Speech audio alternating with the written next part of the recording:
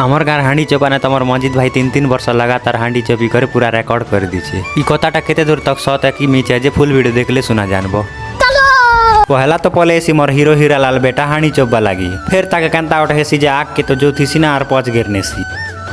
इस खंडे खंडे कर लगी फिटी गला हो नेले पिला बे ठिया ठिया 500 टका खींची करनी जेती था।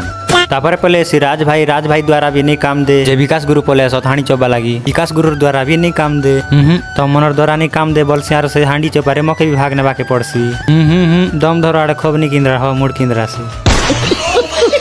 तापर मुई बाहरी पड़सी पूरा फुल जोश रे हाणी चोपा लगी ए भाई थ थ थ थ 2 वर्ष हाणी चोपी इथर भी दे चोपी ठीक अच्छे दा इथर भी हाणी मुई एका चोपी ना तमे देखु थियो खाली हेंता वर्ष यार मुई आग के हाणी चोपा लगी बड़ी जेसी चलो मुई तम मान के म्यूजिक संगे मोर हाणी चोपाटा देखौ छे तो वैसे तम मन भाबु थियो ई पिला ओटे हाणी चोपी पारबा बोली करी तम मन देखो खाली हाणी चोपू जा की काना चोपू जे आस नहीं लागु थियो आके बोल छे तम मान के मुई हाणी चोपी बोली करी just wait and see this video.